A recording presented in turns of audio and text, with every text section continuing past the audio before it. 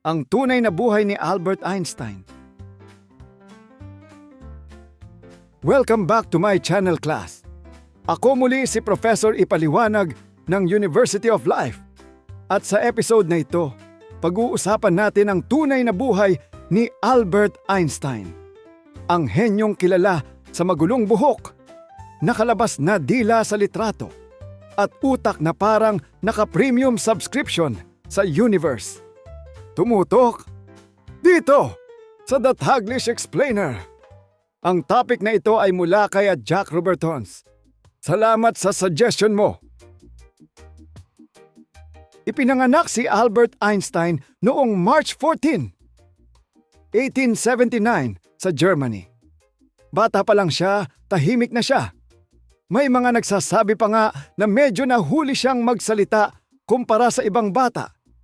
Kaya kung may nagsabi sa inyo na mahina ka kasi late night ka magsalita, aba, sabihin ninyo, baka Einstein version lang ako, hintayin mo. Noong maliit pa siya, hindi siya yung tipong honor student na laging nasa harapan at may 10 medalya sa liig. Sa katunayan, marami siyang teacher na inisip na wala siyang mararating. Isipin ninyo iyon, iyong batang tinawag na ordinaryo. Siya pala ang magpapabago sa buong mundo. Kaya lesson number 1, huwag husgahan ang estudyanteng tahimik. Baka siya pala ang future boss mo. Mahilig si Einstein magtanong. Hindi yung tanong na, may quiz ba? Kundi mga tanong na, paano gumagana ang ilaw? Ano ang mangyayari kung sasabay ako sa bilis ng liwanag?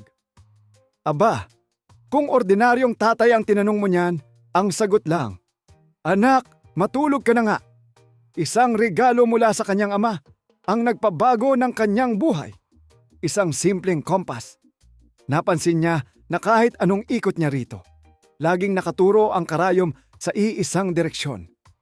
Doon nagsimula ang kanyang curiosity. Minsan talaga, ang maliit na bagay ang nagbubukas ng napakalaking ideya. Kaya bago ninyo itapon ang lumang gamit sa bahay, baka iyon na pala ang susunod na Nobel Prize inspiration.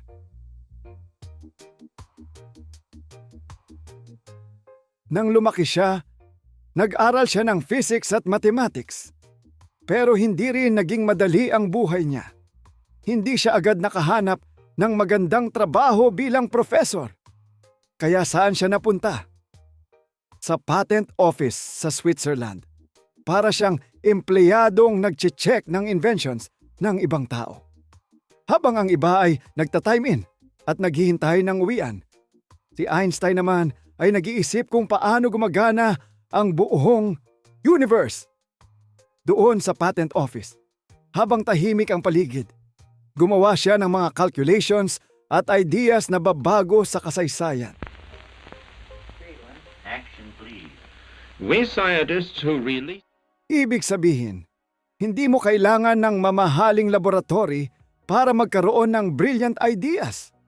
Minsan, ang kailangan mo lang ay tahimik na lugar at kaunting kape o maraming kape. Noong 1905, tinawag itong Miracle Year ni Einstein.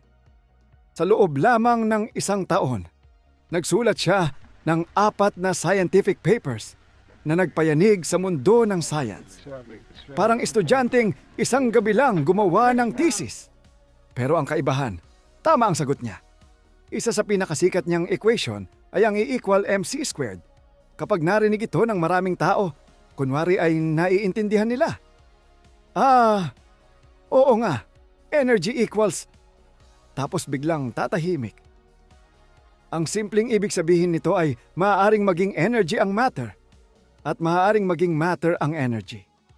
Maliit na bagay pero napakalaking enerhiya ang nakatago. Kaya huwag maliitin ang maliit. Tingnan mo nga ang sili.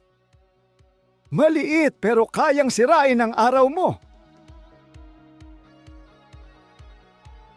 Dahil sa kanyang mga ideya, nagbago ang pagtingin ng mga scientist sa oras, espasyo, gravity, at mismong universo.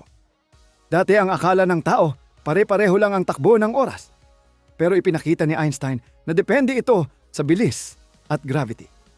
Kaya kung minsan pakiramdam mo ang Monday ay parang 5 araw ang haba, ay, hindi pa rin yun relativity. Trabaho lang talaga yon. Pero teka, hindi ibig sabihin na perfect ang buhay niya. Marami rin siyang pinagdaanan. Nagkaroon siya ng problema sa pamilya. Dumaan sa mahirap na relasyon. At nahirapang balansihin ang personal na buhay at ang kanyang trabaho. Kahit henyo ka, hindi ibig sabihin ay automatic level 100 na ang lahat ng aspeto ng buhay. Noong sumikat ang Nazi Party sa Germany, kinailangan niyang lumikas dahil siya ay Jewish. Lumipat siya sa United States upang makaiwas sa panganib.